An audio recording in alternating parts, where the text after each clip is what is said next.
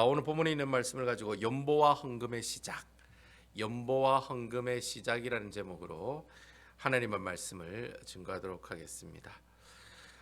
오늘은 고린도전서 16장에 있는 말씀을 가지고 하나님의 말씀해 주신 은혜를 나누기를 소원하는데요. 오늘 우리가 읽은 이 고린도전서 16장에 있는 말씀은 여러분들 뭐 금방 보아서 알겠습니다만 헌금에 관한 내용이 나오고 있습니다.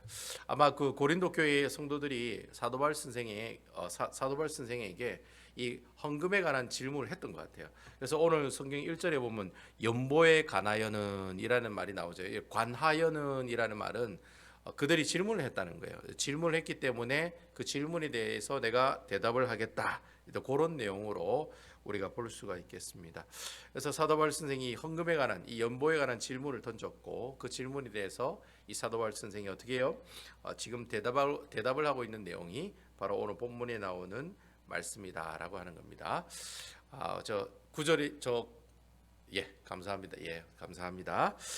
여러분 오늘 말씀을 보면 언뜻 그 지난 주에 고린도전서 몇 장에 있는 말씀을 가지고 제가 설교했습니까? 부활장이죠. 몇 장입니까? 15장이죠. 15장이 부활장이라고 했죠. 그래서 여러분 보통 보면 15장에는 부활장이고 16장은 또 연보에 관해서 헌금에 관해서 이야기를 하고 있다는 거죠. 그래서 언뜻 우리가 보면 뭐 부활장 내용이랑 뭐 헌금 연보에 관한 내용이랑 뭐 특별하게 뭐 주제가 좀 연결이 되는 것 같습니까? 아니면 완전히 이렇게 떨어져 있는 것 같습니까? 우리가 언뜻 보기에는 좀 내용이 떨어져 있는 것 같죠. 15장은 부활장, 16장은 연보에 관한 내용. 이래서 좀 떨어져 있는 것처럼 보이지만 실질적으로는 부활장이 나오는 15장 말씀이랑 16장 처음에 연보에 관한 내용은 서로 연결이 되고 있는 내용이다. 우리가 알 수가 있습니다. 그래서 어떻게 해서 이 내용이 이렇게 연결되고 있느냐, 그 내용을 아마 오늘 이 말씀을 통해서 우리가 여러분들과 한번 살펴보기를 소원합니다. 그래서 여러분 그때 제가 그 부활장에 제목이 뭐였습니까? 설교 제목이 부활의 능력을 가지고 살아가는 사람이 되라. 여러분 기억나시죠? 부활의 권능과 부활의 능력을 가지고 살아가라고 그랬잖아요.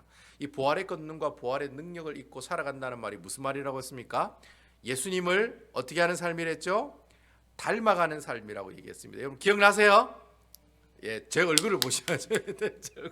기억나세요? 기억나죠. 기억나시라고 저는 믿어요. 부활의 능력이란 말이 뭐 어떤 뭐 빠샤빠샤하는 그런 능력이 아니라 부활의 능력을 가지고 살아가라는 말은 내가 예수님을 닮아가는 삶을 살아가라는 거예요. 예수님을 닮아가는 삶을 살아가는 것이 곧 어떠한 삶이에요? 부활의 능력을 가지고 살아가는 삶의 모습들이다라고 했습니다. 그러면 내가 부활의 능력을 가지고 살아가는 것이 예수님을 닮아가는 삶인데, 그럼 어떻게 하면 예수님을 닮아갈 수 있느냐? 여러 가지가 있겠죠. 매일 말씀을 보고 매일 기도를 하고 또 어떻게 해요? 섬김의 삶을 살아가는 것이, 또 봉사의 삶을 살아가는 것이, 타인을 위해서 살아가는 것이 뭐예요? 그게 바로 이제 내가 예수님을 닮아가는 구체적인 방법들이 될 수가 있겠죠. 근데 오늘 이제 그 구체적인 방법 중에 하나를 우리에게 이야기하고 있다는 거예요. 그러니까 어떤 삶을 살아가라는 겁니까? 하나님 앞에 연보하고 헌금하는 삶을 살아가는 것 또한 어떤 삶이라는 거예요? 부활의 능력을 가지고 살아가는 삶의 모습들이다. 이런 내용이 오늘 본문의 말씀을 통해 우리에게 이야기하고 있다라고 하는 거예요. 그러니까 여러분, 내가 헌금 생활하는 것, 연보 생활하는 것 중요하다는 겁니까? 별로 안 중요하다는 겁니까? 중요하다는 겁니다. 아시겠죠? 부활의 능력을 잊고 살아가는 여러 가지 어떤 우리가 예수님을 닮아가는 그런 일들 가운데 하나가 바로 연보 생활하는 거고 헌금 생활하는 거라. 헌금 생활을 하는 것이다라고 하는 겁니다. 단순하게 내가 교회 와가지고 아이고 오늘 뭐 하나님 말씀 잘 들었으니까 오늘 막 그냥 기마이다 20불, 오늘은 뭐 별로 은혜가 안 됐으니까 10불, 이런 개념을 가지고 헌금을 하는 것이 헌금이 아니라는 거예요. 그러니까 헌금이라고 하는 개념이 예수님의 부활의 능력을 잊고 살아가는 그런 가운데서 나오는 우리 신앙 생활의 한 패턴의 모습들이다라고 하는 거예요. 그래서 사도 바울 선생이 부활장을 이야기하고 헌금에 관한 이야기를 하는 것은 지극히 의도적이라고 볼 수가 있습니다. 중요하기 때문에 우리에게 이야기하고 있다라고 하는 거예요. 자, 그러면 오늘 그 연보에 관한 이야기가 나오는 1절에 있는 말씀을 우리 다 같이 여러분들과 함께 같이 읽어보도록 하겠습니다. 1절입니다. 우리 다 같이 한번 읽어보겠습니다. 시작. 성도를 위하여 연보에 관하여는 내가 갈라디아 교회들에게 명한 것 같이 너희도 그렇게 하라. 이렇게 되어 있습니다. 여러분 오늘 본문에 보니까 연보라고 하는 내용이 나와 있네요. 이 연보라고 하는 내용이 나와 있는데 뭐 연보라는 말은 헌금생활하고 헌금이란 말하고 똑같다라고 생각하시면 됩니다. 물론 좀 내용의 차이는 있어요. 그 내용의 차이는 제가 나중에 설명하겠지만 아무튼 연보를 하라는 말은 헌금생활 하라라는 말하고 같은 말이라고 할 수 있어요. 여러분 이 연보에 관한 이 이야기를 나중에 고린도 후서에도 보면 사도 바울 선생이 한 번 더 언급하면서 이야기하는 내용이 나옵니다. 그래서 고린도 후서 8장에 보면 8장과 9장에 보면 나중에 저희들 고린도 후서에 있는 말씀을 가지고 설교를 할 거거든요. 여러분들 말씀을 들을 건데 그 고린도 후서 8장과 9장 내용에 보면 다시 한번 사도 바울 선생이 이 고린도 교회를 향해서 뭐하라? 연보하는 생활해라, 헌금하는 생활하라, 그런 내용을 계속해서 이야기하고 있는 내용을 볼 수가 있다는 거예요. 그러니까 고린도전서에서도 헌금에 관한 이야기를 하고 고린도 후서에도 헌금에 관한 이야기를 한다는 것은 헌금 생활이 우리 믿는 크리스찬들에게 중요하다는 겁니까? 중요하지 않다는 겁니까? 중요하다는 거예요. 그러니까 사도 바울 선생이 일부러 두 번 계속 강조하는 이유가 있다는 거예요. 그 이유가 뭐냐? 이거 하라는 거예요. 이거 안 하면 너희들한테 손해라는 거예요. 그래서 사도 바울 선생이 고린도 전서에서도 연보하라는 말하고 고린도 후서에 가서도 심지어 2장에 걸쳐서 얘기해요. 고린도 후서 8장과 9장은 다 헌금에 관한 설교에 헌금에 관한 이야기를 하고 있습니다. 연보에 관한 이야기를 하고 있다는 거예요. 이렇게 고린도 전서에서도 헌금에 관한 이야기를 하고 고린도 후서에서도 헌금에 관한 이야기를 하는 건 그만큼 내가 하나님 앞에 헌금 생활하는 것이 아주 중요하다, 이 사실을 강조하고 있다라는 거예요. 사도 바울 선생 입장에서도 고린도 교회 사람들에게 이야기하고 싶은 거예요.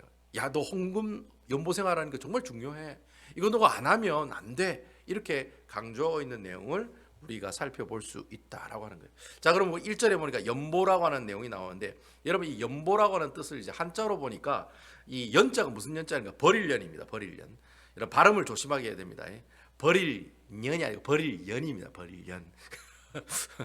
야, 아무도 안 웃으시네. 이게 참 저는 읽고 되게 퍼니했는데 버릴 연 그다음 보자가 무슨 보입니까? 도울보입니다. 도울보. 그러니까 여러분 이 한자어로 이 연보란 뜻이 뭐냐면 내가 가지고 있는 것을 어떻게 해요? 버려서 남을 위해서 그걸 버린다는 거예요. 남을 돕기 위해서 내가 가지고 있는 것을 버리는 행위를 연보다, 그렇게 이야기를 한다라고 하는 거예요. 그래서 여러분 이 연보를 오늘날의 헌금으로 보면 무슨 헌금으로 볼 수 있습니까? 그러니까 내가 가지고 있는 것을 남을 돕기 위해서 버린다고 했으니까 무슨 헌금입니까? 이게 구제헌금이죠. 그리고 또 선교헌금이죠. 그러니까 이 연보를 오늘날의 어떤 헌금이에요? 라고 얘기하면 구체적으로 얘기하면 구제헌금이랑 선교헌금이 바로 연보라는 개념으로 볼 수 있다라고 하는 거예요. 여러분 옛날에 제가 중학교 때까지만 해도 고등학교 중학교 때까지 생활할 때만 해도 헌금하라고 목사님이 강대상에서 얘기했습니까? 아니면 연보하라고 얘기를 했습니까? 연보도 내라고 얘기를 했습니다. 여러분 혹시 그러신지 모르겠어요. 제가 신앙생활 할 때는 목사님이 설교를 하실 때 헌금하세요 이래 얘기 안 했습니다. 연보도 내라, 연보해라 이렇게 얘기를 했습니다. 여러분 그렇게 들어보셨는지 모르겠네요. 저는 그렇게 들었거든요. 그래서 여러분 사실 연보라고 하는 내용하고 헌금이라고 하는 이 내용이 말의 뜻은 차이가 있어요. 헌금은 내가 금액을 하나님 앞에 드린다는 뜻이잖아요. 근데 연보라는 말은 아까 얘기했듯이 남을 돕기 위해서 내 것을 버린다는 뜻이니까 서로 그 말 차이는 좀 이래 차이가 있지만은 실질적으로 이 연보는 곧 뭐다? 헌금이다 이렇게 생각하시면 되겠습니다. 아시겠죠? 그래서 성경의 연보라고 하는 단어는 헌금이라고 하는 단어와 같다라고 생각하시면 된다는 겁니다. 헬라어도 보면 이 연보라는 말이 좀 틀리게 이래 나와요. 고린도 후서에 나오는 연보랑 고린도 전서에 나가는 연보랑 이 헬라 단어가 틀려요. 틀리지만 대체적으로 그 의미는 뭐예요? 내가 버려서 남을 도와준다라는 그런 의미를 다 가지고 있다라고 하는 겁니다. 그래서 이 연보라는 단어를 제가 헬라 단어로 찾아보니까 이 헬라의 원뜻으로 이 연보라고 하는 뜻이 뭐냐니까 단순하게 한다라는 뜻이에요. 단순하게 한다. 그러니까 여러분 이 연보가 헬라어로 단순하게 한다는 뜻을 가지고 있으면 결국 여러분 연보의 기본적인 의미는 뭐냐? 내가 가지고 있는 것을 어떻게 해요? 남을 돕기 위해서 버림으로 해서 나를 어떻게 해요? 단순하게 한다는 겁니다. 단순하게. 그게 바로 연보라고 하는 뜻의 의미를 가지고 있다라고 하는 겁니다. 여러분 돈 많이 가지고 있으면 머리가 아파요? 머리가 안 아파요? 집사님 돈 많이 가지고 있으면 골 때려요? 골 안 때려요? 예? 돈 많이 있으면 복잡해요? 안 복잡해요? 권사님 돈만 있으면 더 복잡하죠. 집이 한 채 있는 것보다 두 채, 세 채 있는 게 더 신경이 쓰이죠. 그렇지 않습니까, 여러분? 돈이 많으면 골 때리는 일도 많아요. 근데 여러분, 돈이 없으면은 고민이 있어요, 없어요? 고민이 별로 없어. 내가 뭘 먹고 살고 오늘 뭐 먹나 이런 고민은 있어도 돈 때문에 고민하는 일이 별로 없다는 거예요. 그러니까 여러분, 이 연보라고 하는 의미가 헬라의 뜻으로 단순하게 한다는 말이 맞는 것 같아요. 그죠? 그러니까 내가 가지고 있는 것을 남한테 막 주는 거예요. 그러면서 내가 가지고 있는 것들을 단순하게 만들어가는 거예요. 그게 바로 연보라고 하는 이 헬라의 단어의 원래의 뜻이다, 의미다라는 거예요. 이게 뭐 연보라는 말은 결국에는 내가 단순하게 살아간다, 검소하게 살아간다라는 뜻하고 똑같은 표현의 뜻이 될 수 있다라고 하는 겁니다. 무슨 말인지 아시겠죠? 그래서 이 연보라고 하는 뜻이 원래 헬라어 단어로 단순하게 한다는 뜻이구나, 검소하게 한다는 뜻이구나, 그렇게 우리가 알 수 있다는 거예요. 한자어나 헬라 뜻이나 뭐 거의 똑같다라고 보시면 된다는 거예요. 뭐 버릴련, 도울보, 내가 가지고 있는 것을 버려서 사람을 돕는다, 이 표현이랑 내가 가지고 있는 것을 다 남에게 줘서 단순하고 검소하게 살아간다는 말이랑 뭐 거의 뭐 한자 말이랑 헬라 단어 뜻이랑 거의 뭐 똑같은 내용이다. 결국 이 연보의 원리가 뭐예요? 내가 가지고 있는 것을 다 어떻게 해요? 남을 위해서 주물해서 내가 어떻게 해요? 단순하고 검소하게 살아가는 삶의 바로 연보가 가지고 있는 가장 큰 기본적인 원리의 모습들이다. 이런 사실들 여러분 알면서 오늘 말씀을 보면 좀 도움이 많이 된다는 거죠. 그래서 우리가 이 연보에 관한 개념을 좀 더 알려면은 고린도후서 8장에 있는 말씀을 좀 봐야 돼요. 왜냐하면 그 고린도후서 8장에는 이 연보에 관한 내용을 아주 자세하게 설명을 잘 해놨거든요. 그래서 우리가 고린도후서 8장 5절에 있는 말씀, 이 한 절에 있는 말씀만 우리 한번 보도록 하겠습니다. 이 절이 이 고린도후서 8장 5절에 있는 이 말씀이 이 연보라고 하는 것이 무엇인지, 또 헌금이라고 하는 것이 무엇인지, 또 헌금의 원리와 연보의 원리가 무엇인지를 우리에게 아주 잘 보여주는 구절이라고 할 수가 있어요. 우리 고린도후서 8장 5절에 있는 말씀 다 같이 한번 찾아보도록 하겠습니다. 우리 신약 성경 295페이지인가 아마 그럴 겁니다. 자, 우리 다 찾아보겠습니다. 저를 쳐다보시면 안 돼요. 성경을 찾아봐야죠. 고린도후서 8장 5절에 있는 말씀입니다. 다 찾으셨어요? 네, 고린도후서 뭐 바로 뒤에 있는 장이죠. 고린도후서 8장 5절에 있는 말씀 우리 다 같이 한번 읽어보겠습니다. 시작. 우리가 바라던 것뿐 아니라 그들이 먼저 자신을 주께 드리고 또 하나님의 뜻을 따라 우리에게 주었도다. 그래 되어 있습니다. 여러분 이 한 절만 보면 이 내용이 무슨 내용이냐 잘 모를 수가 있어요. 이 말씀이 나오게 된 배경이 그렇습니다. 그 당시 예루살렘 교회에 예루살렘에 큰 흉년이 들었습니다.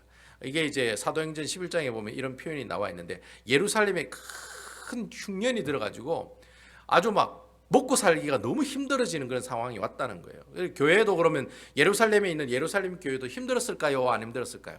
당연히 힘들었겠죠. 그죠? 교회가 제대로 운영이 안 되고 교회가 사실 가난한 사람들을 구제하고 과부들을 구제하고 또 고아들을 이렇게 도와야 되는데 교회가 돈이 없는 거예요. 교회 자체가 돈이 없으니까 교회가 어떻게 해요? 교회로서의 어떤 사명을 감당하기가 힘들어졌다는 거예요. 이런 이야기가 누구에게 전달이 됐냐면 유럽에 있는 모든 교회들에게 다 전달이 됐다는 거예요. 그래서 여러분 이 고린도 교회는 어디 지방에 있느냐면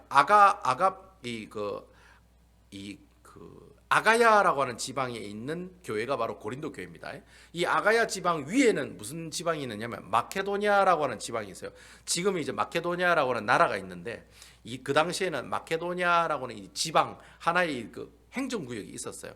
그 마케도니아에 있는 교회와 아가야에 있는 교회가 이제 고린도 교회고 이 마케도니아에 있는 교회는 여러분 잘 아시는 데살로니가 교회라든지 빌립보 교회라든지 이 교회가 마케도니아라고 하는 그 행정구역상에 있는 교회들이었어요. 그러니까 이런 교회들이 이 예루살렘 교회가 어떤 교회입니까? 교회가 처음 시작된 곳이잖아요. 이 예루살렘 교회에서 파송돼 가지고 결국에는 이 데살로니가의 교회도 개척이 되고 사도 바울 선생을 통해 빌립보 교회도 개척이 되고 고린도 교회도 개척이 되고 나중에 이게 바다 건너서 에베소 교회도 개척이 되고 다 그 유럽에 있는 아시아에 있는 교회들이 어디서부터 개척이 되냐면 이 예루살렘에 있는 교회에서부터 개척이 됐거든요. 그러니까 그 예루살렘 교회가 너무 힘들어가고 있다니까 그 교회 소식을 들은 거예요. 그래서 이 유럽에 있는 이 교회들이 이 아가야 지방에 있는 고린도 교회와 데살로니가 교회와 빌립보 교회들이 그 소식을 듣고 어떻게 해요?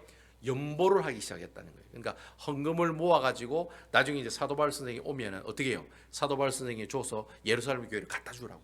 그래서 이제 그런 식으로 해서 헌금을 모아가지고 어떻게 해요? 예루살렘 교회를 도와주는 그런 일들이 있었다는 거예요. 바로 그러한 일들을 가지고 지금 어떻게 해요? 사도 바울 선생이 마케도니아 교회 너희들이 어떻게 해요? 예루살렘에 있는 교회를 위해서 헌금을 한 것에 대해서 고마워하고 감사하는 표현이 바로 고린도후서 8장 5절에 나오는 말씀이다라고 하는 겁니다. 근데 이제 사도 바울 선생이 그 마케도니아 지역에 있는 교회 사람들이 헌금을 한 그 내용을 뭐라고 표현하고 있느냐면 오늘 본문에 뭐라고 표현하고 있습니까, 여러분? 먼저 자신을 뭐예요? 주께 드렸다라고 얘기하고 있어요. 그러니까 분명히 마케도니아에 있는 사람, 마케도니아 교회에 있는 사람들은 분명히 헌물을 했을 거예요. 현금을 드렸을 거예요. 캐시를 줬을 거라고요.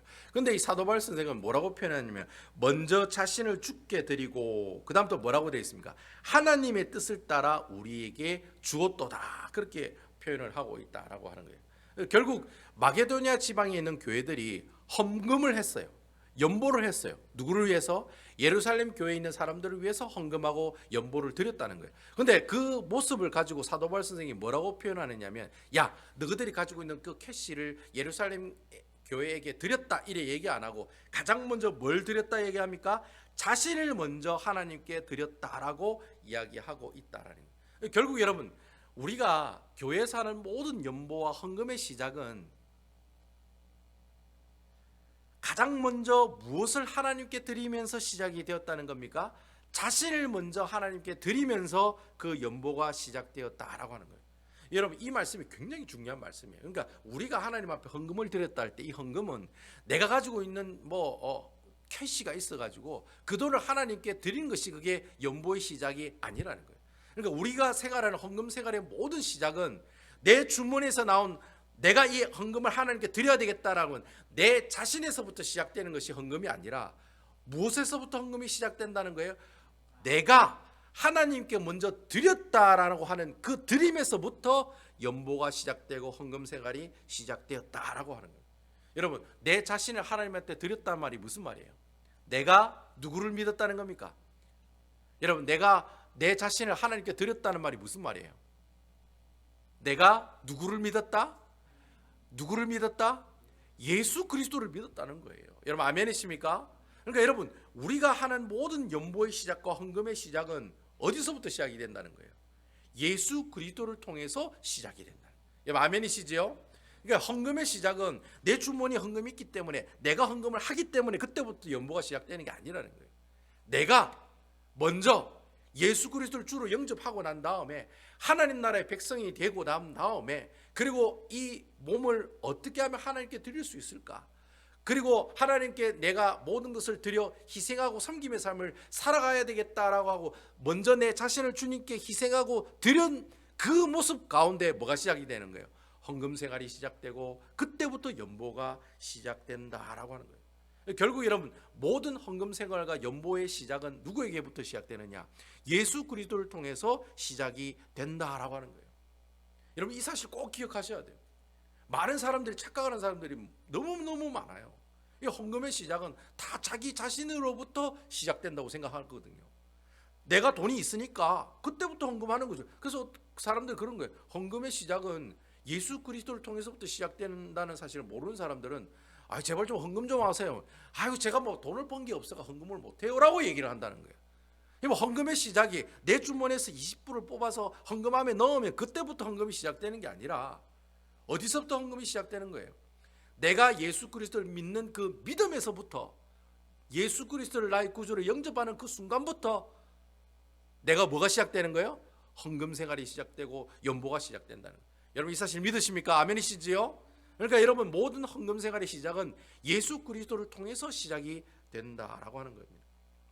내가 예수 그리스도를 믿음으로 해서 내가 무엇을 얻었습니까? 구원을 얻게 되었죠. 사제, 칭의, 화친의 이 세 가지 구원의 선물을 얻게 되고 예수님이 죽고 부활하심으로 우리에게 두 가지 구원의 선물을 주시잖아요. 부활의 산소망과 뭐예요? 영생을 선물로 주셨잖아요. 이 다섯 가지의 구원에 관한 이 은혜를 받음으로 말미암아서 내가 뭐예요? 예수 그리스도를 믿는 하나님 나라의 백성이 되는 그 순간부터 뭐가 시작되는 거예요? 헌금이 시작되고 연보가 시작된다는 사실입니다. 여러분 아멘이시죠? 그래서 여러분 그 종교 개혁자인 마틴 루터도 그런 얘기를 했고, 또 여러분 그 감리교의 창시자인 존 웨슬레도 그런 얘기를 하잖아요. 뭐라고 얘기하냐면 당신의 지갑이 회개해야 결국 진정한 회개를 하는 것이다. 그렇게 얘기를 한다는 거예요. 그러니까 여러분 그 사람이 진짜 예수 믿는 사람이냐 아니냐를 딱 보면은 그 사람이 지갑을 열어 하나님 앞에 먼저 회개를 했냐 안 했냐를 보면 그 사람이 진정으로 회개했다 안 했다를 알 수가 있다라는 거예요. 그러니까 진짜 예수 그리스도를 주로 영접한 사람이라면, 정말 주님께서 내게 주신 구원의 은혜가 너무나도 감사한 사람이라면, 여러분 자기가 가지고 있는 지갑을 열겠어요 안 열겠어요? 당연히 열게 되어 있다는 거예요. 왜요? 여러분 내가 예수 그리스도를 믿었다는 말이 무슨 말이에요? 내 주인이 바뀌었다는 말이에요. 여러분 아멘이십니까? 내가 예수 그리스도를 주로 영접하는 그 순간부터 내 주인이 바뀌는 거예요. 옛날에는 내가 주인이었어요. 옛날에는 세상에 있는 물질이 주인이었어요. 근데 여러분 예수 믿고 난 다음에는 그 주인이 누구로 바뀝니까? 예수 그리스도로 바뀐다는 거예요. 이전에는 주인이 내 자신이었기 때문에 내 주머니에 들어온 in my pocket 머니는 내 거기 때문에 내 마음대로 어떻게 해요? 내 마음대로 안 쓴다는 거예요. 근데 여러분 예수 그리스도를 믿고 난 다음부터는 이 모든 만물을 창조하신 그 주님, 만물을 통치하시고 만물을 운행하시고 만물을 주관하시는 분이 누구이시다? 바로 주 여호와 하나님이다. 그분이 내 주인이 되시고 주 예수 그리스도가 바로 내 삶의 어떻게 해요? 참 주인이란 사실을 깨닫고 난 다음부터는 내가 가지고 있는 것이 다 누구예요? 나 다 누구 거예요? 누구 거예요? 주님 거라는 거예요. 그래서 여러분 그 신약 성경에 보면 뭐라고 표현되어 있습니까? 우리는 주님의 청지기라고 얘기하잖아요. 여러분 아멘이시죠? 청지기가 뭡니까? 주인의 것을 운영해 나가고 주인의 것을 관리하는 사람들이 청지기다라는. 예수 믿는 사람들 다 청지기인 거예요. 여러분 아멘이시죠? 내가 가지고 있는 집, 내가 가지고 있는 자녀, 내가 가지고 있는 캐시, 내가 가지고 있는 현금, 내가 가지고 있는 모든 가게들 다 내 이름, 내 명의로 돼 있지만 실질적으로 그 주인은 누구 거라는 거예요? 주 여호와 하나님의 것이라는 거예요. 아멘이시죠? 단지 주님이 여러분들에게 맡기신 거예요. 야 이거 관리하면서 어떻게 해라? 하나님께 영광 돌리는 삶을 살아가라. 그래서 여러분 내가 하나님께 11조 드리는 것이 내가 돈이 남아있기 때문에 11조를 드리는 게 아니에요. 여러분 11조 드리는 의미가 뭡니까? 11조의 참된 의미는 내가 가지고 있는 것이 내 것이 아니라 누구의 것이다? 주님의 것이다라는 것을 내가 신앙적으로 고백하고 표현하는 것이 11조라는 거예요. 그러니까 여러분 진짜 예수를 잘 믿는 사람은 10의 1조만 하지 않는다는 거예요. 10%만 주님께 드리는 게 아니에요. 20%도 드리고 10의 2조, 10의 3조, 10의 4조, 어떤 사람은 10의 9조도 했다잖아요. 예? 내가 100만 원을 벌면 90만 원을 주님께 드리고, 왜? 모든 것들이 다 주님 것이기 때문에. 원래 내가 가지고 있는 모든 100%는 내 것이 아니라 주님의 것인데 10%를 주님께 드리는 건 내가 가지고 있는 100%가 내 것이 아니라 주님의 것입니다라고 하는 그런 고백으로 10%를 하나님께 드리는 거라. 그러니까 내가 90%를 먹는 게 아니라 원래는 100% 주님의 것인데 주님 때문에 내가 이렇게 살게 되었음을 감사드리면서 어떻게 해요? 이 모든 것이 다 주의 것입니다. 그런 고백으로 10%를 하나님께 드리는 것이 11조 생활하는 삶의 모습들이다라고 하는 것입니다. 결국 여러분 내가 예수 그리스도를 주로 영접한다는 말이 바로 아까 제가 말씀드린 것처럼 주인이 바뀐다. 주인이 바뀐다는 거예요. 주인이 바뀌게 되니까 내 생각과 내 사고도 어떻게 해요? 다 바뀌게 되더라는 거예요. 그래서 여러분 요즘 우리 교회 신앙생활 하시는 분들 중에 참 안타까운 것은 내가 가지고 있는 내 돈을 하나님께 드린다라고 생각하는 사람이 너무 많아요. 내가 가지고 있는 것을 주님께 드린다고 생각하는 사람들이 너무 많다는 거예요. 여러분 그 생각이 잘못된 생각에서부터 출발한 거라니까요. 여러분 헌금의 가장 첫 번째 시작이 뭐냐니까 내가 가지고 있는 것은 내 것이 아니라 누구의 것이다? 주님의 것이다라는 거예요. 주님의 것인데 주님의 것을 내가 어떻게 해요? 주님께 다시 돌려드린다라고 시작하면서 헌금을 하는 것이 바로 내가 연보의 시작이요 헌금의 시작이다라고 하는 거예요. 내 돈을 내가 주님한테 드립니다라는 생각을 하니까 나중에 교회 나가면서 어떻게 합니까? 내가 이제까지 헌금했던 거 다 주세요. 그렇게 얘기하는 거예요. 그리고 내가 헌물했으니까 피아노 내가 헌물했으니까 내가 가져갈게요. 교회 나가면서 피아노 들고 나가는 거예요. 예? 아 저거 잔디 깎는 기계 내가 다 헌물했기 때문에 내가 다 들고 갈게요. 다 들고 가는 거예요. 자기 거라고. 왜 그렇게 하나요? 내가 드린 헌금이 내 것을 하나님 앞에 헌금했다고 생각하기 때문에 그러한 모습들을 우리에게 보이고 있다는 거예요. 여러분 이런 이야기들이 설마 그런 일들이 일어나요라고 묻지만, 여러분 오늘 우리 주위에 있는 교회에서 그런 일들이 다 일어나고 있잖아요. 여러분 그런 얘기 다 듣잖아요. 예? 자기가 낸 헌금 자기 거라고 생각하니까 어떻게 해요? 자기 마음대로 이 헌금 사용하게 해달라고 이야기하고 그렇게 이야기한다는 거예요. 왜 그런 이야기를 하느냐? 자기가 낸 헌금이 자기 거에서 냈다라고 생각하기 때문에 그런 이야기를 한다는 거예요. 하나님의 것이기 때문에 하나님께 돌려드렸다고 생각하면 그런 생각을 할 수 있을까요? 없을까요? 당연히 할 수 없다라는 거예요. 결국 여러분, 내가 하나님 앞에 헌금하고 하나님 앞에 내가 연보를 냈다는 말은 내 돈이 남아서 하나님 앞에 연보를 한 것이 아니라 뭐예요? 하나님께서 내게 주신 구원의 은혜가 너무나도 크고 감사하기 때문에, 바로 그 구원의 십자가 은혜로부터 어떻게 해요? 우리의 모든 헌금이 시작된다라고 하는 거죠. 여러분 아멘이시지요? 저는 여러분들이 이렇게 구원의 은혜에 감격해서 하나님 앞에 헌물을 드리는 여러분들 다 되시기를 주님의 이름으로 축원을 드리겠습니다.